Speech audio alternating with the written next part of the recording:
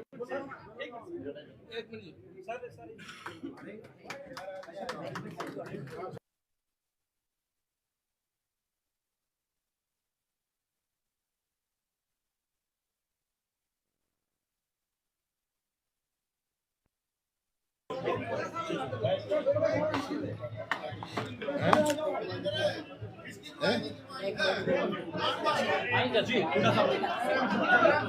मैं ये कह रहा हूँ, हमारी बहन कैलाशो सैनी 2 बार सांसद रही हैं, जिला परिषद की चेयरमैन रही हैं, बैकवर्ड क्लासेस लीडर हैं, आज बीजेपी छोड़ के कांग्रेस में शामिल हो रहे हैं।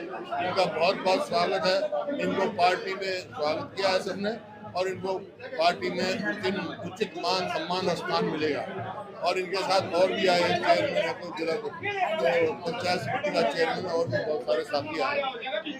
कितने लोग कितने बड़े चेहरे जो है आपके संपर्क में है ना, 40 लोग पूर्व विधायक, पूर्व सांसद 40 से ज्यादा ज्वाइन कर चुके हैं। एक लहर बनी हुई है कांग्रेस के पक्ष में, पूरे हरियाणा में एक लहर बनी हुई है। सर, क्या बड़े नेताओं के दौरे तय हो गए हैं? कौन बड़े नेता चुनाव प्रचार के लिए आ रहे हैं? क्या बड़े नेताओं के दौरे तय हो गए हैं?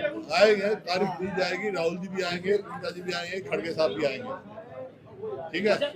हरियाणा सरकार को लेकर क्या कहना चाहिए कि मुख्यमंत्री तो ये कह रहे हैं कि सरकार को कोई खतरा नहीं है। मुख्यमंत्री कह रहे हैं कि सरकार को कोई खतरा नहीं है। सरकार तो अल्पमत में है। नैतिकता तो यही कहती है, इस्तीफा देके और गवर्नर साहब को हमने ज्ञापन दिया है, असेंबली डिसॉल्व करके चुनाव कराने चाहिए। सर, आखिरी सवाल, आप कहते हैं जेजेपी के साथ उनके सारे विधायक नहीं हैं, जबकि राज्यपाल को जो आपने लेटर लिखा उसमें लिखा कि जेजेपी के 10 विधायक विपक्ष के साथ हैं। हाँ। वास्तविक स्थिति क्या है? वास्तविक स्थिति यह है, विप जारी होगा, सेशन बुलाएंगे, पता लग जाएगा है ही नहीं है, क्योंकि कुछ फॉर सेल है वहाँ। हमने हॉर्स ट्रेडिंग रोकने के लिए कहा है। ये हॉर्स ट्रेडिंग शुरू हो गई, 3 विधायक बनाने से मिल रहे हैं, 2 बड़ा, ये हॉर्स ट्रेडिंग का एक संकेत है और हम हॉर्स ट्रेडिंग नहीं चाहते। इस वास्ते हम रेजोल्यूशन मांग रहे हैं। कैलाशो सैनी के अलावा और शामिल हुए हैं? आज बहुत शामिल हुए, सारे परिवार, इसके ब्लॉक के सरपंच जो हैं, ये सारे सरपंच बैठे और मार्केट कमेटी के चेयरमैन है, हमारे साथ ब्लॉक समिति के चेयरमैन है, सरपंच है। बीजेपी से और भी कोई है महिला? बीजेपी से कोई और भी है इसके अलावा? और भी है, रोज हो रहे हैं, रोज हो रहे हैं। नाहरपुर से है बीजेपी के नेता ये कह रहे हैं कि कांग्रेस पार्टी गुमराह करके चुनाव लड़ रही है, लोगों को गुमराह करके। गुमराह तो वो कर रहे हैं, अपनी अचीवमेंट नहीं बता रहे। 10 साल में क्या किया।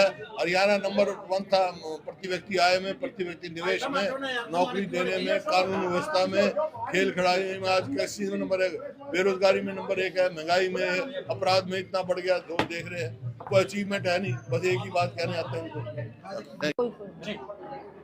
बस ये आज मैंने हुड्डा जी के नेतृत्व में आज मैंने कांग्रेस ज्वाइन करी है और हुड्डा जी का बड़ा सफल नेतृत्व 10 सालों में एज ए मुख्यमंत्री यहाँ पर रहा है।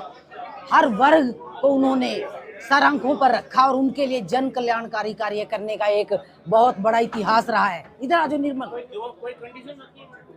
नहीं, कंडीशन कुछ नहीं है। देखो, हुड्डा साहब को खुद पता होता है कि मेरा कार्यकर्ता या मेरा नेता कितना कैपेबल है, उसके लिए मुझे क्या करना है और वो पार्टी के लिए क्या कर सकता है।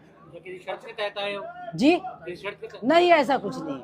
अब चुनाव है, चुनाव के दौरान इस तरह का बदलाव एक साथ नहीं, कोई बात नहीं। मैं तो बहुत पहले से सोच रही थी, जब मौका लगा, जब मुझे टाइम मिला तो मैं आ गई। देखिए, मेरा बहुत पहले से मन था, क्योंकि बीजेपी में वो ना तो जनता की कद्र है और भ्रष्टाचार चरम सीमा पर है और भी बहुत से ऐसे इश्यूज हैं।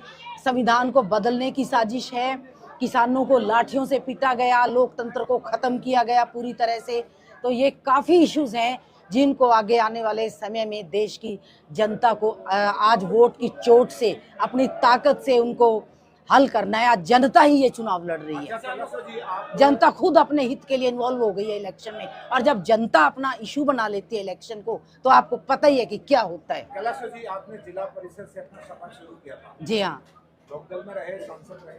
जी। बीजेपी में सांसद रहे। जी नहीं, बीजेपी में रहे, बीजेपी अलायंस में रहे। या जी। तो अब जो है, क्या ये स्थायी माने आप? हाँ जी, बिल्कुल।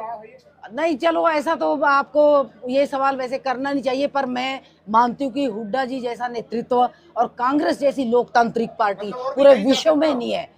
ये आप थोड़ा सा सवाल दूसरे तरीके से कर रहे हैं।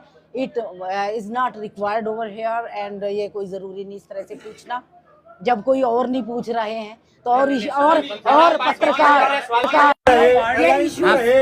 2 बार पार्टी बदल चुके हैं, इसलिए सवाल बनता है। अरे ऐसा है, पार्टी में अपने जनता की आवाज उठाने के लिए गई थी मैं। जब जनता की आवाज ही नहीं उठाने दी जाती, मुझे किसान के मुद्दों के खिलाफ वहां पर आवाज उठानी थी और मैंने उठाई भी काफी हद तक, तो वो अच्छा नहीं लगा किसी को।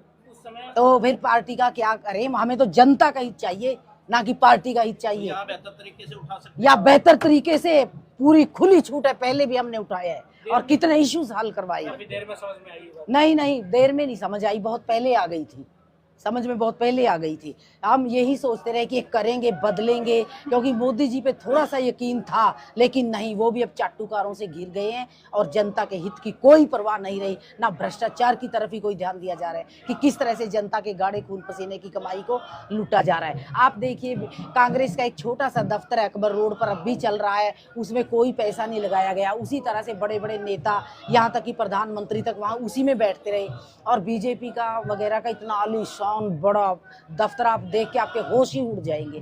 तो इस तरह से नहीं करना चाहिए, जिस देश में इतनी समस्याएं मुंह बाए खड़ी हो, किसान रो रहा हो अपनी एमएसपी अच्छा, पे, अलायंस के तो और भी बहुत सी चीजें हैं। तो अलायंस के सुशील गुप्ता है वहाँ, उनका प्रचार करेंगे? जी क्यों नहीं करेंगे, बिल्कुल करेंगे, अब जीतेंगे भी वो।